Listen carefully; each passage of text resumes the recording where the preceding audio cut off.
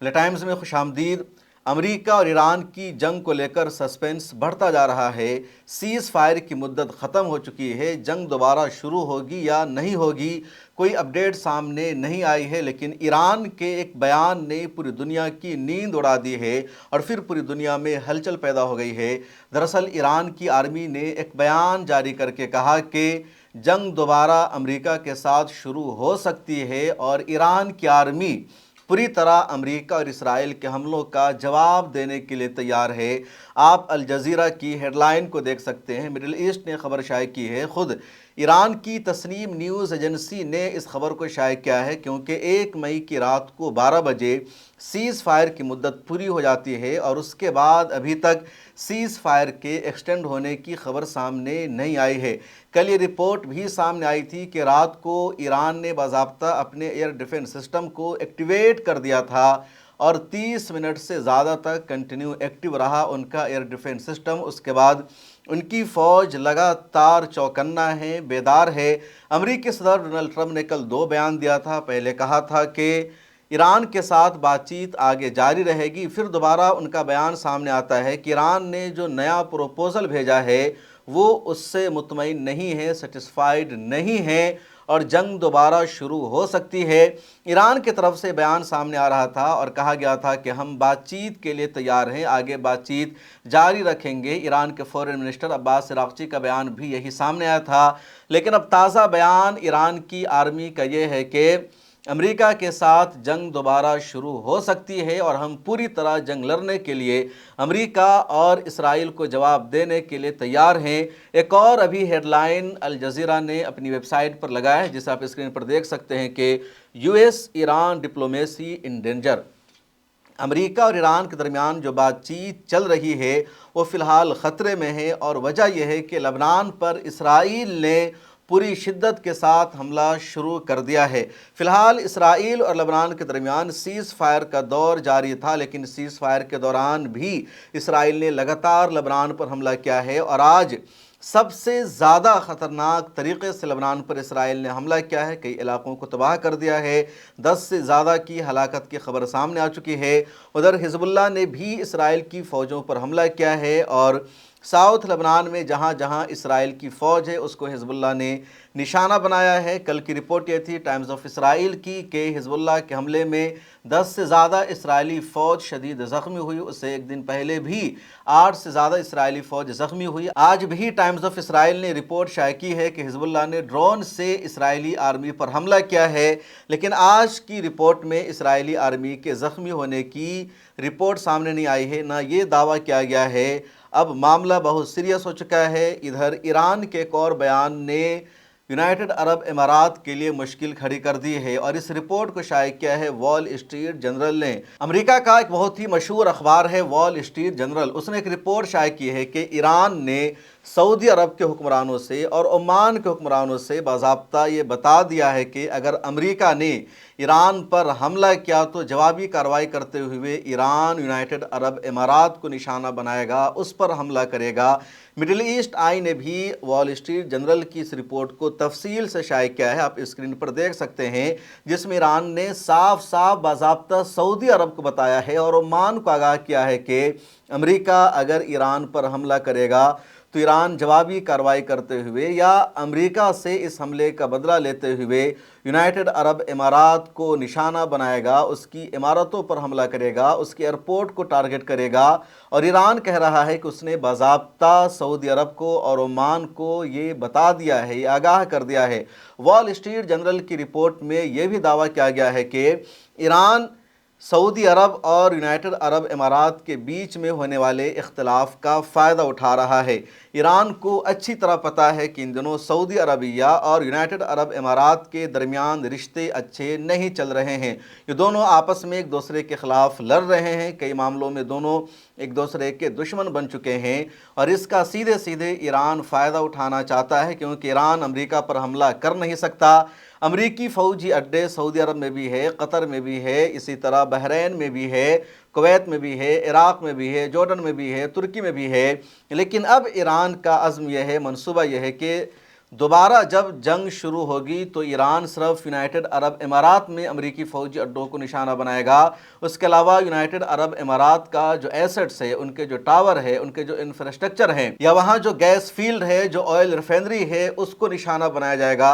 ये ईरान ने बाज़ाब्ता वाज़े कर दिया है। ईरान को अच्छी तरह अंदाज़ा है कि अब सऊदी अरब यूनाइटेड अरब इमारात का साथ देने वाला नहीं है। ओमान पहले से यूनाइटेड अरब इमारात के ख़िलाफ़ है और सऊदी अरबिया और यूनाइटेड अरब इमारात के दरमियान क्या लड़ाई चल रही है, किस तरह दोनों देश एक दूसरे के ख़िलाफ़ जा चुके हैं, दोनों देश की फ़ॉरेन पॉलिसी बदल चुकी है, दोनों देश के मफादात बदल चुके। इसके बारे में तफसीली वीडियो कल ही मिल्लत टाइम्स पर अपलोड हुई है, जहां मैंने तफसील से बताया कि सऊदी अरबिया और यूनाइटेड अरब इमारात के दरमियान क्या लड़ाई चल रही है, दोनों की फ़ॉरेन पॉलिसी कैसे बदल चुकी है, दोनों के मफादात कैसे बदल गए हैं और किसका ताल्लुक़ अब किससे है। तो आप इस वीडियो को ज़रूर तफसील से देखिए। स्क्रीन पर मैंने उसका थंबनेल लगा दिया है और सच्चाई यही है कि अब यूनाइटेड अरब इमारात पूरे इलाका में तन्हा हो चुका है। यूनाइटेड अरब इमारात को अब सिर्फ इसराइल से ही उम्मीद है, उसके अलावा कोई भी दुबई के साथ, अबू धाबी के साथ नहीं है। सऊदी अरब ख़ुद यूनाइटेड अरब इमारात के ख़िलाफ़ है, कतर पहले से उसके ख़िलाफ़ है, ओमान ख़िलाफ़ है, कुवैत भी UAE के साथ नहीं है। उधर इसराइल से UAE की जो दोस्ती है बढ़ती जा रही है। इसराइल ने अपनी फ़ौज को यूनाइटेड अरब इमारात में भेज दिया है। अमेरिका यूनाइटेड अरब इमारात की मदद करेगा या नहीं करेगा, उसकी कोई गारंटी नहीं है। उमूमन अमेरिका मिडिल ईस्ट में सिर्फ सऊदी अरबिया को तरजीह देता है और जब UAE ने सऊदी अरब को आंखें दिखाना शुरू कर दिया तो मोहम्मद बिन सलमान ने भी UAE को उसकी औकात बताना शुरू कर दिया है। और अब ईरान का ये ऐलान कर देना कि वो यूनाइटेड अरब इमारात को निशाना बनाएगा, उसको तबाह करेगा, उसको डिस्ट्रॉय करेगा, ये UAE के लिए बहुत बड़ी ख़तरे की घंटी है। और अब जंग शुरू होने का दावा भी किया जा रहा है, ट्रंप भी ये बात कह चुके हैं और अब ईरान की मिलिट्री ने भी ऐसा ही दावा कर दिया है। यूनाइटेड अरब इमारात लगातार ईरान के ख़िलाफ़ एक्शन ले रहा है। ईरान के शहरियों को UAE ने अपने यहाँ से निकालना शुरू कर दिया है। ईरान के स्कूलों को उसने बैन कर दिया है।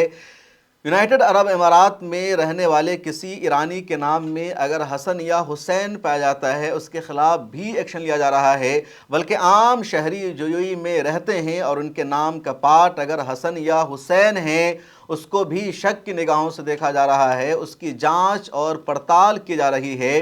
लेबनान के शहरियों पर भी यूनाइटेड अरब इमारात ने अपने यहाँ पाबंदी लगा दी है। उधर इराक़ को लेकर के भी UAE ने सख्त रवैया अपनाना शुरू कर दिया है, क्योंकि यूनाइटेड अरब इमारात को लग रहा है कि ईरान पर भरोसा नहीं किया जा सकता है। पिछले दिनों बयान भी सामने आया था यूनाइटेड अरब इमारात का कि अब ईरान पर भरोसा नहीं किया जा सकता है और उसके साथ ताल्लुकात की बहाली में बरसों टाइम लग सकता है। वॉल स्ट्रीट जर्नल की रिपोर्ट पर अभी तक सऊदी अरबिया का कोई ऑफिशियली जवाब और रद्द अमल सामने नहीं आया है कि अमरीकी अखबार ने जो रिपोर्ट शाये की है कि सऊदी अरब को ईरान ने आगाह कर दिया है और वो एग्री कर रहा है कि ईरान उस पर हमला करे, तो सऊदी अरब इसके ख़िलाफ़ है या सऊदी अरब ने इसको रिजेक्ट किया है। कोई भी रद्द अमल सामने नहीं आया है। ओमान का भी कोई रद्द अमल सामने नहीं आया है। इसराइल गज़ा पट्टी में भी लगातार सीज़ फायर का वायलेशन कर रहा है। ताज़ा तरीन रिपोर्ट यह है कि 24 घंटे में इसराइल ने गज़ा पट्टी में सीज़ फायर का वायलेशन करते हुए 7 फ़लस्तीनियों को शहीद कर दिया है। उधर वेस्ट बैंक में भी इसराइल लगातार नई बस्तियों को बसा रहा है और जो फ़लस्तीनी हैं उनको उनका इलाका छोड़ने पर मजबूर कर रहा है। ग्लोबल स्मूथ फ्लोटिला पर इसराइल ने कल हमला किया था और तमाम एक्टिविस्ट को इसराइल ने डिटेन कर लिया था। अब रिपोर्ट ये सामने आई है कि ग्लोबल स्मूथ फ्लोटिला में मौजूद तमाम इंटरनेशनल एक्टिविस्ट को रिलीज़ कर दिया गया है और उनको तुर्की पहुंचा दिया गया है। तुर्की से वो सब के सब अपने घर जाएंगे, लेकिन उनमें से 2 को इसराइल ने ग्रीस से अपने यहाँ यानी इसराइल में बुला लिया है। उनसे इसराइल में पूछताछ की जा रही है और इसकी बाज़ाब्ता मुखालफत हो रही है। ग्लोबल स्मूथ फ्लोटिला में पाकिस्तान के सीनेटर मुश्ताक अहमद भी शामिल थे। उन्होंने एक वीडियो जारी करके कहा कि किस तरह वहाँ इसराइल ने उन पर हमला किया, सबको डिटेन किया गया और फिर उनके 2 साथी को इसराइल ले जाया गया है उनसे पूछताछ के लिए। आप इस वीडियो को सुनिए। बिस्मिल्लाहिर्रहमानिर्रहीम, अस्सलाम वालेकुम वरहमतुल्लाह। इस वक्त हम यूनान के एक एयरपोर्ट के ऊपर हैं और हमें अगवा किया था इसराइल के टेररिस्ट ज़ायनिस्ट आर्मी ने और हॉस्टेजेस थे हम तकरीबन 48 घंटे और फिर हमें यूनानी अथॉरिटीज के हवाले कर दिया है। अब हम यहाँ पे आ गए, लेकिन हमारे 2 साथी तियागो अभी तक उनके कैद में है और सैफ अभी तक उनके कैद में है। तियागो और सैफ हॉस्टेजेस हैं। हम मुतालिबा करते हैं कि हमारे कॉमरेड्स तियागो और सैफ को रिहा कर दिया जाए और हम ये फ्लोटेला जारी रखेंगे जब तक ब्लॉकेड है, इनह्यूमन सीज है, जब तक जेनोसाइड है, जब तक ऑक्यूपेशन है और जब तक फलस्तीन आजाद नहीं होता, लिबरेशन नहीं मिलती, राइट ऑफ सेल्फ डिटर्मिनेशन नहीं मिलता, अक्सा, गजा और फलस्तीन को आजादी नहीं मिलती, हम इस जद्दोजहद को जारी रखेंगे। इजराइल के टेररिस्ट आर्मी ने हमें अगवा किया था, इंटरनेशनल वाटर से अगवा किया था। यह बैनुल-अक़वामी कवानीन की खिलाफ वर्जी है। पूरी दुनिया इसका नोटिस ले। ये एक टेररिस्ट आर्मी है और हम इस बात का मुतालिबा करते हैं कि पूरी दुनिया के रियासतें, हुकूमतें, इंटरनेशनल बॉडी, इंटरनेशनल वाटर में, बैनुल-अक़वामी पानियों में एक ह्यूमैनिटेरियन एड मूवमेंट को अगवा करना, उनके ऊपर तशद्दुद करना, इसका नोटिस ले। हम अपनी जद्दोजहद को जारी रखेंगे जब तक फलस्तीन आजाद नहीं होता, जब तक अक्सा आजाद नहीं होता, जब तक गजा आजाद नहीं होता। हम किसी से खौफजदा नहीं है। इंशाअल्लाह इस जद्दोजहद को जारी रखेंगे। तुर्की ग्लोबल स्मूथ फ्लोटिला को हमेशा सपोर्ट करता है और जब भी इसराइल इन पर हमला करता है या इनको डिटेन करता है तो सबसे पहले तुर्की अपना जहाज़ भेजता है और तुर्की के जहाज़ से वो सभी वहाँ पहुँचते हैं। इस मरतबा भी जब ग्रीस के एक जजीरे पर इन तमाम को डिटेन कर लिया गया, जबकि सीधे सीधे आलमी कानून की खिलाफ वर्जी थी, तो तुर्की ने अपना जहाज़ भेजा और उन सबको तुर्की लाया गया। तुर्की में इन तमाम इंटरनेशनल एक्टिविस्ट का शानदार खैर मकदम किया गया, इनके हाथों में गुलाब के फूल दिए गए और इन तमाम लोगों ने अपना अज़्म ज़ाहिर किया है कि गज़ा पट्टी के नाकाबंदी को ख़त्म करने के लिए, मुहासरा तोड़ने के लिए इनकी कोशिश लगातार जारी रहेगी, ये पीछे हटने वाले नहीं हैं। एक ख़बर अमेरिका से आई है। दरअसल अमेरिका में ईरान के साथ जंग ना करने के लिए, इस लड़ाई को ख़त्म करने के लिए लगातार एहतजाज और प्रोटेस्ट हो रहा है और इस वक्त एक ख़बर ये सामने आई है कि फेडरेक ब्रिज, बहुत ऊंचा ब्रिज है, उस पर एक शख्स खड़ा हो जाता है, चढ़ जाता है और वहाँ से जा कर के वो प्रोटेस्ट करता है अमेरिकी सदर के ख़िलाफ़ और कहता है कि जंग नहीं होनी चाहिए, अमेरिका फ़ौरन ईरान के साथ इस जंग को ख़त्म करे। अमेरिकी पुलिस पहुँचती है, उसको उतारने की कोशिश की जाती है, लेकिन वो फेडरेक ब्रिज के ऊपर चढ़कर, और ये काफ़ी ऊंचा ब्रिज है, आप फ़ोटो में इसको देख सकते हैं, इतनी ऊंचाई पर जाकर ये अमेरिकी प्रोटेस्ट कर रहा है और अपनी सरकार पर ही दबाव बना रहा है कि वो ईरान के साथ जंग को ख़त्म करे। ईरान के सुप्रीम लीडर मुश्तबा खामनई का कहना है, उन्होंने अपनी आवाम से अपील की है कि ईरानी अवाम माशी नाकाबंदी को बर्दाश्त करे और हमारी इंटरनल इकनॉमी कैसे मजबूत हो, हमारी डोमेस्टिक माशी सूरत हाल कैसे बेहतर बने, हमें इस पर फोकस करना है। क्योंकि अगर अमेरिका लगातार पाबंदियां लगा रहा है, दुनिया से तिजारत करने पर हमें रोक रहा है, तो हमें डोमेस्टिक तिजारत को आगे बढ़ाना है, फ़रोग़ देना है और हम दुनिया के मोहताज नहीं हैं। हम जिस हाल में भी रहेंगे लेकिन अमेरिका के सामने नहीं झुकेंगे। अब जो पूरी ख़बर का ख़ुलासा है वो ये कि अमेरिका और ईरान के दरमियान बातचीत किसी नतीजे तक नहीं पहुंच सकी है। सीज़ फायर की आखिरी टाइमलाइन थी 1 मई की रात और वो टाइमलाइन पूरी हो चुकी है। अभी तक सीज़ फायर के एक्सटेंड होने की खबर सामने नहीं आई है और ईरान ने अमेरिका की किसी भी शर्त को मानने से इनकार कर दिया है। अमेरिका ये चाह रहा था कि ईरान कम से कम अमेरिका की 1-2 शर्त को मान ले, अमेरिका पूरी दुनिया को मैसेज दे दे कि ईरान झुक गया है, अमेरिका जंग जीत गया है और अब इस लड़ाई को परमानेंट ख़त्म किया जाता है। लेकिन ईरान ऐसा कुछ भी अमेरिका को इस जंग से निकलने का मौका नहीं दे रहा है, ना अपनी इज़्ज़त बचाने का ईरान अमेरिका को मौका दे रहा है कि अमेरिका अपनी इज़्ज़त बचा सके, दुनिया को बता सके कि वो इस जंग को जीत गया है। अब ईरान ने जो ताज़ा प्रोपोज़ल दिया है, अमेरिका दुनिया को उसको बता ही नहीं रहा है क्योंकि इसमें अमेरिका की और ज़िल्लत और रुसवाई है और ईरान कह रहा है कि स्टेट ऑफ हुर्मुज़ पर हमारा रूल नाफिज होगा, हमने उसे बना लिया है, अमेरिका की नाकाबंदी है तो उससे हमें कुछ फ़र्क नहीं पड़ता है। इस जंग में अमेरिका का जो नुकसान हुआ है उस नुकसान ने अमेरिका के होश उड़ा दिए हैं और पेंटागन अब लगातार मुतालबा कर रहा है अमेरिकी कांग्रेस से कि उसके बजट को बढ़ाया जाए, फौरी तौर पर उसको माली मदद दी जाए, वरना पेंटागन नुकसान में चला जाएगा। आइंदा हथियार बनाना, गोला बारूद हासिल करना, मिसाइलों को तैयार करना मुश्किल हो जाएगा। और अभी तक अमरीकी कांग्रेस से पेंटागन के लिए दिफाई बजट में इजाफा नहीं किया गया है, ऐड नहीं किया जा रहा है।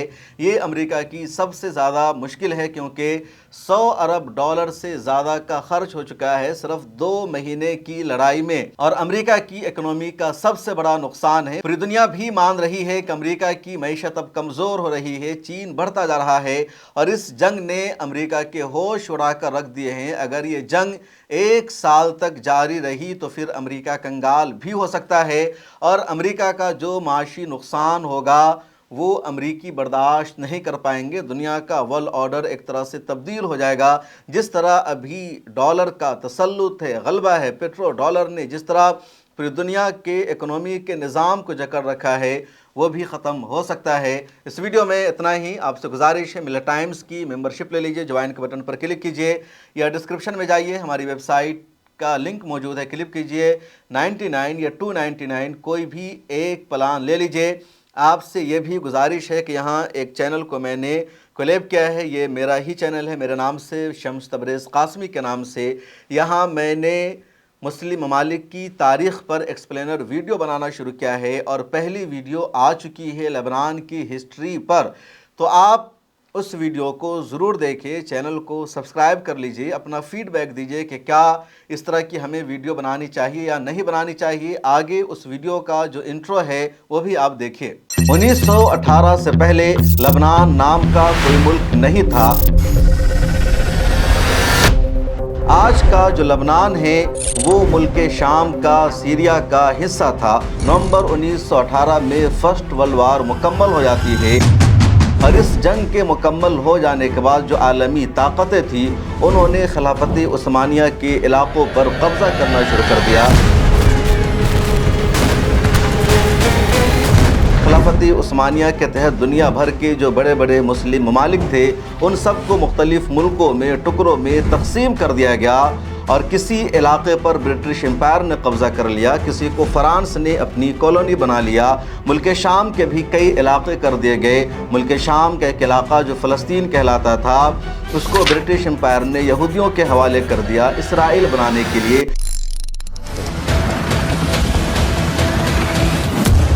उसी तरह सीरिया का एक इलाका जो मेडिटेरियन सी से मिला हुआ था और फ़लस्तीन से मिला हुआ था उसको बाज़ाब्ता लेबनान का नाम देकर एक मुल्क बना दिया गया और फ्रांस ने लेबनान को अपनी कॉलोनी बना लिया। लेकिन जब सेकंड वर्ल्ड वार होती है, दूसरी जंग अज़ीम होती है, इनकी इकोनॉमी का नुकसान होता है और जहाँ जहाँ इन लोगों ने कब्ज़ा कर रखा था, जिन जिन देशों को इन्होंने अपनी कॉलोनी बना रखा था वहाँ से इनको निकलना पड़ता है और 1946 में लेबनान से फ़्रांस को निकलना पड़ता है। लेकिन लेबनान से जाते जाते फ़्रांस ने एक ऐसा निज़ाम बना दिया जिस निज़ाम की वजह से लेबनान में अभी तक सियासी इस्तेहकाम नहीं आ सका है। लेबनान खाना जंगी का शिकार है। आप अक्सर ये ख़बरें देखते हैं, सुनते हैं कि लेबनान पर इसराइल हमला करता है।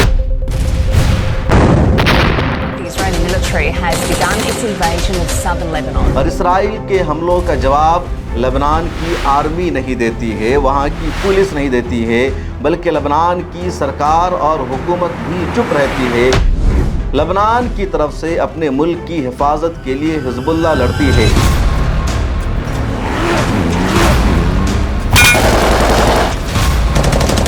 क्या है लेबनान की पूरी तारीख़, लेबनान का सियासी जोग्राफिया और कितने लोगों के बीच में लेबनान तकसीम हो चुका है।